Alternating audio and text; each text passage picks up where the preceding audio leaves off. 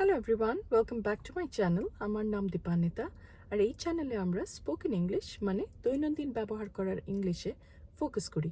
তাহলে চলুন আজকে সেন্টেন্সেস মানে বাক্যগুলোয় ধ্যান দেওয়া যাক। আমার খিদে পেয়েছে, আই অ্যাম হাংরি।